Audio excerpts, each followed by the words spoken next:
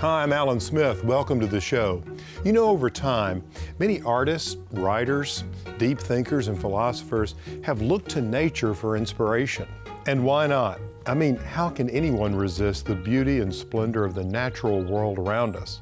When it comes to humans coexisting with the outside, people tend to think that indoors and outdoors are mutually exclusive.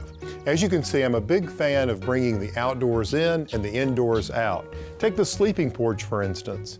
Back in the day, they were an essential room of the house, and it was a place where you could go out and catch a breeze, which would help you relax in a more comfortable way.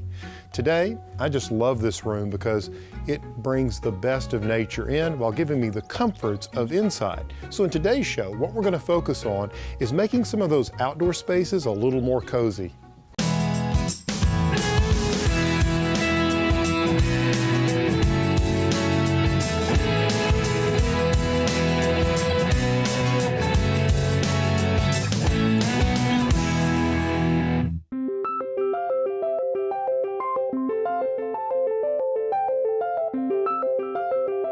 One of the great delights of spring is the anticipation of our favorite little garden visitor, the hummingbird. These little guys delight us. They're little acrobats of the sky. So how about a few tips for luring more of them into your garden? But first, a few interesting points about the hummingbird itself. You see, it's a New World bird, native to the Americas, and it has an amazing metabolism.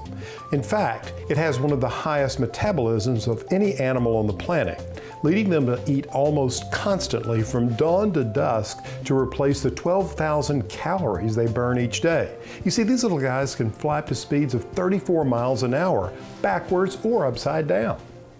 Now, if you're a gardener like I am, you've probably seen over time there's certain flowers that hummingbirds particularly like. For instance, the canna, or bee balm, sometimes called monarda, coral bells, and those tall, spiky foxgloves they seem to do backflips over, the blooms of hosta. Then there's also hyssop, which is sometimes called hummingbird mint. So you probably recognize that all of those flowers are perennials. They're going to come back year after year in most zones. But what about some annuals you can plant in your garden each season that will delight these little guys? Try the impatiens, for instance. And then, of course, petunias, various species of salvia, and the shrimp plant.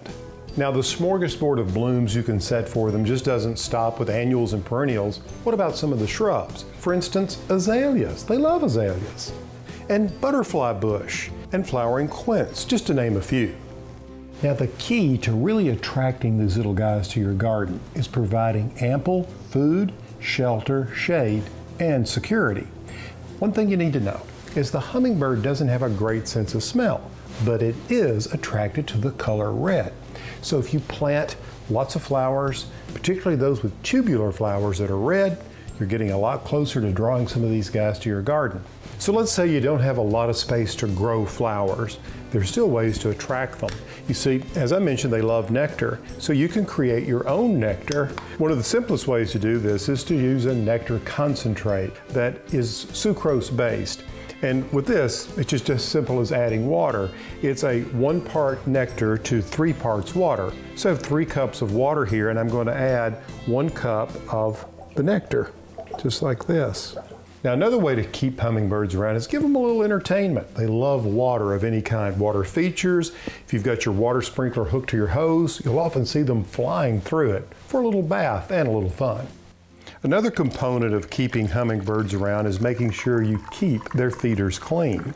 And what's nice about these feeders is that they have a really wide mouth on them. You can see here. Makes it easy to clean. Plus, all of these parts are detachable, again, for easy cleaning. Of course, the incentive to keep these feeders clean and full is you're going to have more and more hummingbirds. And get this, these little guys have an amazing memory. And so next year, they're going to remember your place is the place to stop. So this year, hang out your welcome mat in the way of one of these feeders and watch the hummingbirds come on in.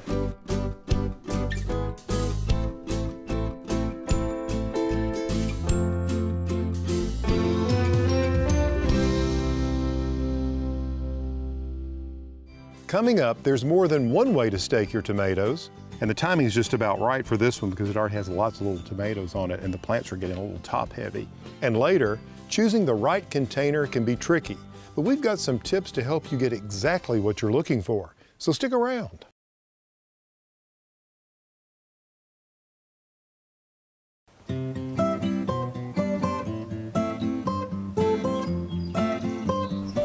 I love growing tomatoes, and if you've ever grown them, you know that there's really not a one-size-fits-all approach to being successful in the vegetable garden with these guys.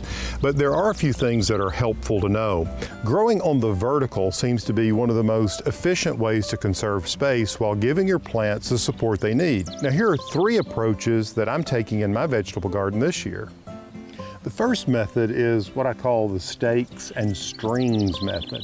So what I've done is created this grid using a simple stake and a couple of horizontal bars to create more of a permanent structure. Then I use this string as a temporary support. What I'm doing is I'm just going up and down the full length of this space around the tomato, and I'm creating, in effect, sort of a net for it to grow in. And down, and what I'm using here is just a jute twine. And as the tomato grows, I can connect this with more twine to these vertical strings. What you want to do is make sure they're good and tight before you tie them off. Then all you have to do is make sure that the leaves and stems are sort of directed up through this grid of twine that we've created. And the timing is just about right for this one because it already has lots of little tomatoes on it and the plants are getting a little top heavy. Now let me show you another way that you can support tomatoes. A time-honored way of supporting tomatoes is using these tomato cages. They're homemade. I made them out of concrete reinforcing wire.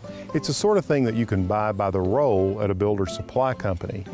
What I like about this model is you can make these cylinder cages and you can use them year after year. You'll notice that the openings are large enough that one can easily get their hand in there and pick that beautiful fruit or check for pests. Now another idea I want to share with you is using livestock panels, getting creative with it. So these livestock panels were bent over to create this arch. Now along the side I have a raised bed and I've planted all kinds of things that will grow up on it. This is the ultimate sort of vertical garden. So I have gourds here, but look at the tomatoes.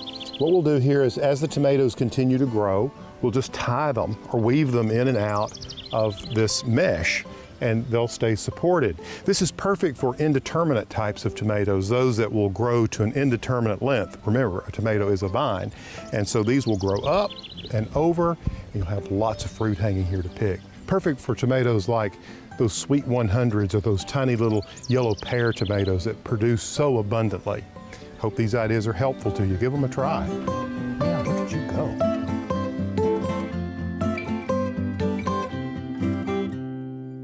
Next, the containers you choose are just as important as what you put in them. So we go through the basics to help you get the look you want.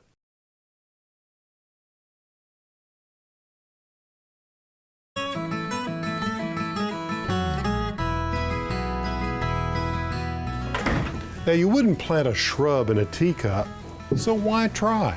You know, one of the things I think is so important about design and gardening is proportion.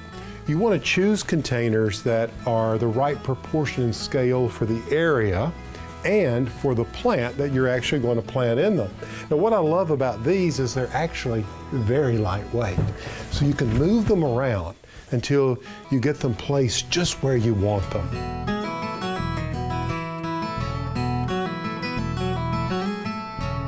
The way I see it, when it comes to color, why let the flowers have all the fun? Think about your containers. Your containers have color. You can either play it down where they blend in, or you can use a bold color to create a focal point. Choose colors that you like, that work with your environment.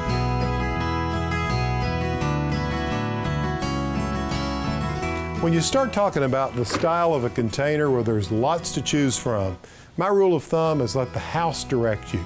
If your house is traditional in style, go for something that's more traditional. If you have a more contemporary house, then you might go for something that's more modern or transitional in style. The main thing to remember is just follow the style of your house and have fun.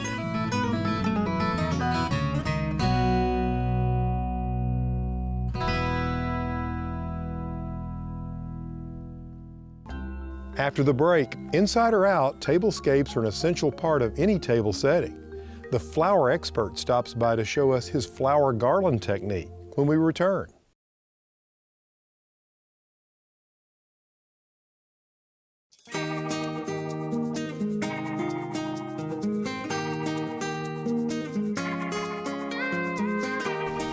Jay, I love how creative you are with using flowers, and this idea of bringing the garden inside in fun ways is all about this garden home concept of blurring the lines between inside and out. I love fun with flowers. Yeah, well, and I love having them inside. You're so good with it. You know, this idea of creating garlands and then building a floral theme around them is really popular. And I'd love for you to just sort of walk us through some of the techniques that you use to create these beautiful garlands. So the garland needs some stability on the inside, and that's what our little piece of jute serves as. So it's you not going to come start with apart. that, yeah. And so we just start at one end, and we have that jute inside there. Yep, there it is. You can see it right here. And then we're wrapping the foliage around the jute. Right. And so here you're using just a mixture of evergreens. There's aspidistra, pittosporum, leatherleaf, sort of the traditional sort of floral things that one might get at a florist. And then what you do is then you begin to add whatever flowers you like. Right, and so these could be flowers out of the garden. Now this obviously a little more elegant with our gerandos and our garden roses and our spray roses would be suitable for a wedding or a garden party that we were going to have. Yeah. You've got a nice start with this one. And look how long, this is what, 6 feet long, maybe Correct. 8? Absolutely. Yeah. Look at that, just beautiful. And I like the fact that you've integrated some of the curly willow in there too. It's really just a matter of just using your imagination and going wild with it. Absolutely, and if you make the garland first, then you can either place these or they can be glued in. Right. If you're going to be, if you're going to use them outside on a picnic table or something, and you want it to be wind resistant, then you would glue those guys in. And I use rubber cement. That's a perfect way to do that. And and tubed flowers too. I mean, if you want to have tubes, the garland with this foliage really hides the tube. Absolutely. And if you need something like a hydrangea that has a big water supply, sometimes I'll lay this on the table and just put a little block of the flower foam. Right. And then just place that into the flower foam. So I've got the flower foam. So you would get your accent. shape down the table, and then you would come in and then work from there. Yeah, so then just tuck those little pieces of flower foam underneath there. Right. Now, what about the idea of using these fresh flowers, let's say outdoors? Because, when the sun hits a cut flower, it's not always very good. Right. The results can be So we might want to do something more rustic. And that's where it could get interesting with different types of foliages that you have from the art, Elaeagnus, to give it that beautiful, that brown tone. Right, silver so we tone. use Elaeagnus here at the farm because it's so hardy. Right. And tough, and it doesn't wilt. And big sweeping pieces of it too. You could use those to really extend your Those garland. long stems, right. And then here we gathered this morning some of this vitex, so the seed pods of the vitex. That's so beautiful and so textural. Now, combining those together and just adding it into it, and of course now you have blooming ones as well. And then you've got, there's still some in bloom, and then one could integrate maybe herbs in this. Oh, because then it would be aromatic. I made a garland several years ago where I used a lot of herbs in it, and the fragrance was fantastic. Rosemary, some oregano. And as you're wrapping with that wire, you're releasing that fragrance. Yeah, and the woody herbs seem to work better. Basil's more herbaceous and it tends to wilt, but rosemary won't. It's tough. Perfect. Yeah.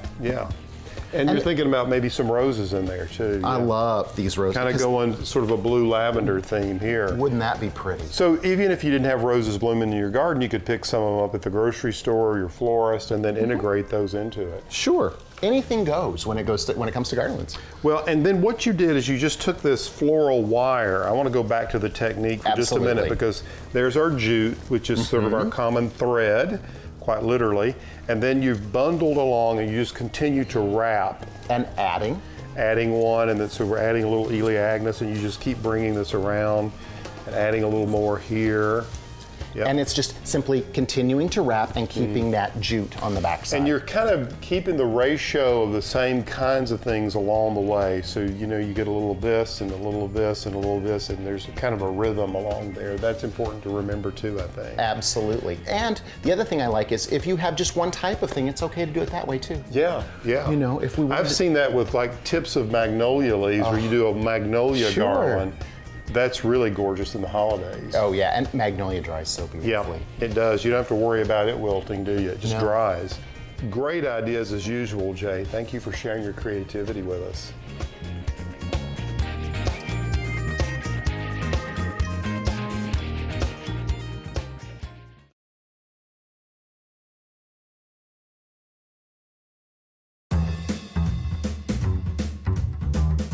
How you get around your garden is almost as important as what's planted there. Luckily, there are many different ways to make a path.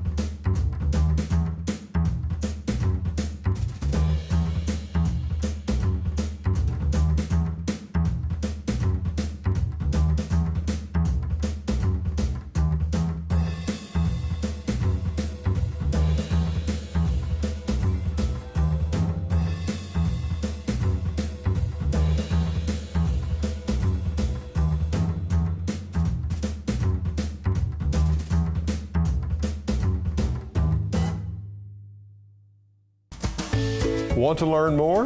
Visit pallansmith.com for delicious recipes, garden tips, blog posts, and our online store.